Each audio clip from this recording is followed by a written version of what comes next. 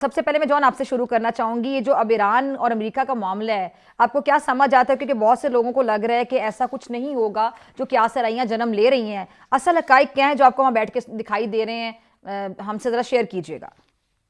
देखें डॉक्टर फिजा, जो ट्रम्प साहब का बयानिया रहा है कुछ दिनों तक, उन्होंने बहुत सारी बातें की हैं, हम्म। इंक्लूडिंग के प्रोटेस्टर्स जो है वो स्टैम्पीड में मर रहे हैं, या प्रोटेस्टर्स मारे जा रहे हैं, या प्रोटेस्टर्स नहीं भी मारे जा रहे। तो उनकी तरफ से इनकंसिस्टेंट बयानात आ रहे हैं और यहाँ पे कोई सिग्नल डेफिनेट मिल नहीं रहा अमेरिकन गवर्नमेंट की तरफ से कि क्या एक्शन हो सकता है। 12 डे वॉर के दौरान भी जब शुरू हुई जंग तो उससे पहले तक नेगोशिएशंस चल रही थी यूनाइटेड स्टेट्स के साथ। और अभी भी ईरानियन गवर्नमेंट के अंदर डिसट्रस्ट है कि जो यूनाइटेड स्टेट्स कह रहा है उसके ऊपर यकीन नहीं किया जा सकता।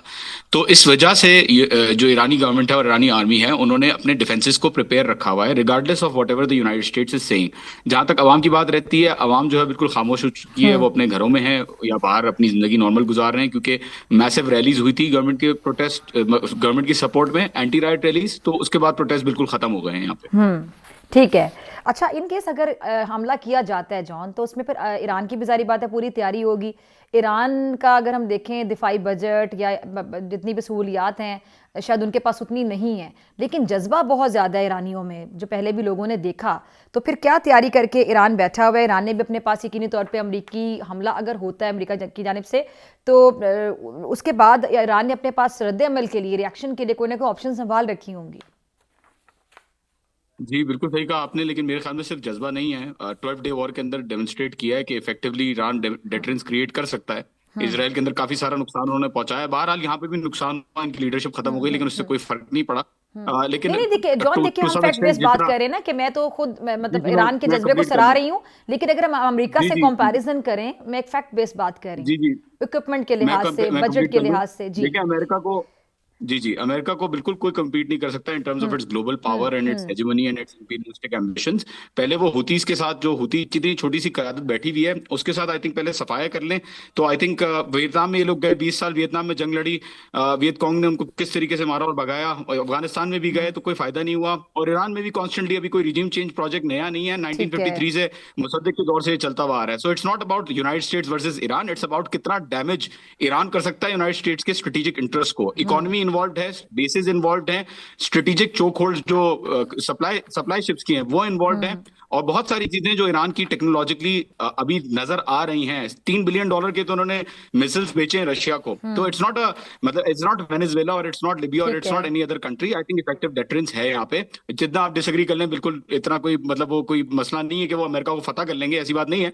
लेकिन एट द सेम टाइम अपने आप को डिफेंड कर लेंगे, और अचीव अमेरिका कुछ भी नहीं कर पाएगा। ठीक है जॉन, ये जो बार बार एक धमकी दी जाती है, इशारतन कहा जाता है कि हमला कर दिया जाएगा, लेकिन अभी फिलहाल हमला नहीं हुआ। इसको हम एक किस्म का नफसियाती दबाव भी कह सकते हैं कि साइकोलॉजिकली ये एक असाब की एक जंग है, कि जी एक असाबी दबाव डालने की कोशिश की जा रही है, या हम किसी तौर पे इसको सिफारती ब्लैकमेलिंग का नाम दे सकते हैं?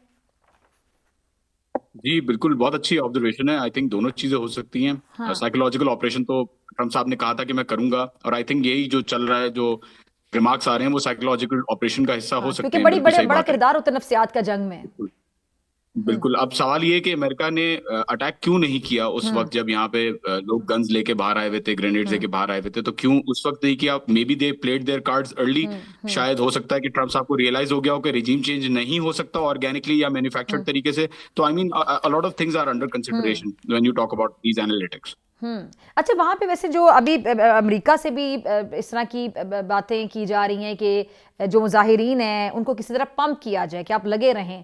तो रिजीम चेंज के हवाले से जो खबरें गर्दिश कर रही हैं, आने वाले दिनों में ऐसा भी कुछ एक्सपेक्ट करते हैं आप? देखिए, वेरेवर देर इज, जब भी कोई बैरूनी मुदाखलत होती है, ईरानी हम्म। अवाम बड़ी नेशनलिस्टिक कौम है, 2,500-3,000 साल पुरानी इनकी अपनी के कॉलोनी कभी भी नहीं रहे, और जब भी बैरूनी मुदाखलत होती है तो ईरानी जो है ना, वो अपना अगर प्रोटेस्ट का उनका दिल भी चाहेगा तो वो प्रोटेस्ट नहीं करेंगे, क्योंकि उनको सिग्नल मिलता है कि शायद ठीक। हमें डिस्टेबलाइज करने की, या हमें बाल्कनाइज करने की, या हमें हम्म। लिबिया लिबिया बनाने की कोशिश की जा रही है। तो ये काउंटर प्रोडक्टिव रहता है। और इस वक्त जो देखे ना आप, रिएक्शन देखिए क्या हुआ। उन्होंने थ्रेट्स देना शुरू की, और यहाँ पे फौरन से जो लोग प्रोटेस्ट में थे, पिछले इकोनॉमिक प्रोटेस्ट में, वो लोग भी जो एंटी राइटर रैलीज हैं उसमें पार्टिसिपेट करना शुरू हो गए। तो I think it's hmm. Counter productive. और ये ऐसा नहीं हो सकता कि रिजीम चेंज आप किसी मुल्क के ऊपर मुसलत कर दें। तो एटलीस्ट ऐसे मुल्क में जॉन, नहीं हो अभी सकता जहां पे इतनी मुजाहिरों की अभी क्या कमी सूरत है। हाल है? क्योंकि राब्ता मुनक़ता है, जो इंटरनेट सर्विसेज हैं वो भी अभी तक बहाल नहीं हुई सही तरीके से। तो अभी जो ताज़ा अपडेट्स हैं वो क्या हैं? जी देखें, राब्ता बिल्कुल इंटरनेशनल ग्लोबल कम्युनिकेशन जो है वो मुंतका है, लेकिन लोकल ईरानी इंटरनेट चल रहा है। अल जजीरा रिपोर्ट कर रहा है, यहाँ से टीआरटी रिपोर्ट कर रहा है, ठीक है। रशिया टुडे रिपोर्ट कर रहा है, अल मायदीन रिपोर्ट कर रहा है, सीजीटीएन बिना बहुत सारे जर्नलिस्टिक जो वो हैं कंपनीज हैं वो रिपोर्ट कर रही हैं, यहाँ पे मीडिया आउटलेट्स रिपोर्ट कर रही हैं। एंड कंसिस्टेंटली आपको बयान नजर आएगा कि अब मुजाहिरे खत्म हो गए हैं, अब राइट्स खत्म ठीक हो गए हैं, पिछले 4 दिन से कोई मुजाहिरा नहीं हुआ। सो ठीक दैट है। Is what I am seeing is well on ground. ठीक है जी, अभी 3-4 दिन से आप कह रहे हैं कि कोई मुजाहिरा नहीं रिपोर्ट हुआ।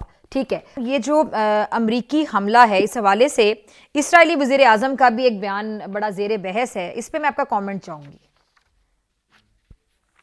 अ, देखिए, यहाँ जो इजरायली वजीर आजम हैं उन्होंने बहरहाल दिखाया तो है कि वो नहीं, अभी रोक दिया है, इसराइल ने बोला है कि आप ना करें। हाँ। तो जैसा कि अनवर साहब कह रहे थे, बिल्कुल मिलिट्री इंडस्ट्रियल कॉम्प्लेक्स इतना उनका है कि वो फायदा और हम्म। नुकसान देखते हैं। तो नुकसान यहाँ पे कैरियर्स लगाने में बहुत, यहाँ पे ऑयल जो इनकी ऑयल हम्म। प्राइसेस हैं, जो इनकी इकोनॉमी है, जो शिपिंग लाइंस डिस्टरप्ट हम्म। होंगी, कॉमर्स डिस्टरप्ट होगा, तो ये बड़े इश्यूज, बहुत सारे इश्यूज हैं। और इसमें कोई दो राय नहीं है कि प्रोजेक्ट रिजीम चेंज चलता हुआ आ रहा है काफी टाइम से, और नेतन्याहू और ट्रम्प साहब जो है वो बिल्कुल इस पे चाह रहे हैं, इस पे तो कोई दो राय नहीं होगी कि चाह रहे हैं कि यहाँ पे रिजीम चेंज हो, वरना 12 दिन की जंग जो थी उसका कोई सेंस नहीं बनता, उससे क्या अचीव कर एग्जैक्टली लिया, हाँ। क्योंकि इनरिच यूरेनियम रिमूव कर लिया। तो दैट इज द क्वेश्चन कि यहाँ पे जो स्ट्रेटेजिक ऑब्जेक्टिव्स पूरे करने हम्म। की बात है, that is not practically doable, because I think that the United States misunderstands the situation inside of Iran. और हम्म। आहिस्ता आहिस्ता ट्रम्प साहब को यकीन हो रहा है कि नहीं, शाह पहलवी जो अभी रजा शाह का आपने देखा खुद भी, कि ट्रम्प हम्म। साहब ने कहा नहीं, I don't think he has the confidence, let's see what will happen, और वो मिल भी नहीं रहे।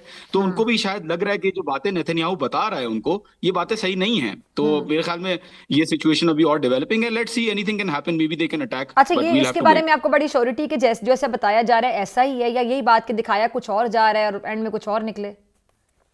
इसमें कोई दो राय नहीं है डॉक्टर फिजा। देखिए, 1953 में बीबीसी ने प्रोपागेंडा किया था यहाँ पे, उन्होंने कबूल किया एग्जैक्टली। है कि हमने मिस इन्फॉर्मेशन फैलाई, प्रोपागेंडा किया। न्यूयॉर्क हाँ। टाइम्स की रिपोर्ट है, गार्डियन की रिपोर्ट है, रिचर्ड बॉयल का आर्टिकल है, मोसाद जो है वो अपनी ट्वीट कर चुका है, हैरिट्स की रिपोर्ट है, ट्रेनिंग प्रोग्राम्स यहाँ पे चल रहे हैं लोगों को ट्रीजनस बनाने के लिए और यहाँ पे टर्न करने के लिए। तो देयर इज नो डाउट कि यहाँ पे जो सिचुएशन चल रही है और जो हो रहा है, वेस्टर्न मीडिया इसको बिल्कुल मैनिपुलेट करके, इसको हम्म। डिस्टॉर्ट करके, एग्जैजरेट करके दिखाता है।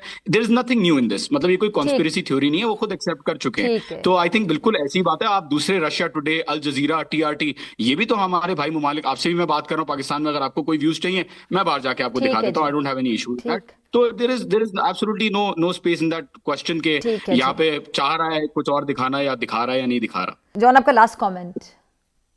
जी, अब कमेंट कोई नहीं है, मैं बस ये कहना चाहूंगा कि बिल्कुल तजिया बिल्कुल सही था अनवर साहब का भी, कि यहाँ पे कुरान जलाना, कोई भी मुसलमान चाहे जितना भी डिसग्रंटल्ड हो विद द गवर्नमेंट, और ऐसा नहीं है कि यहाँ पे प्रो इनकलाबी लोग गवर्नमेंट के खिलाफ नहीं है, प्रोटेस्टर्स में बहुत सारे लोग जो थे वो गवर्नमेंट के खिलाफ है, लेकिन इस्लामी निज़ाम के खिलाफ नहीं है। फॉर एग्जांपल, बाजार का जो ट्रेडर्स का सबसे पहले जो प्रोटेस्ट स्टार्ट हुए वो उन्हीं लोगों ने किए जो गवर्नमेंट के खिलाफ हैं, लेकिन कॉन्स्टिट्यूशनल ईरान के या रिपब्लिक ईरान के खिलाफ नहीं है। तो यहाँ पे जो बिल्कुल सही बात की अनवर साहब ने कि जो मिसकंसेप्शन फैला हुआ है अमेरिका, वो बिल्कुल उसको दुरुस्त करना चाहिए।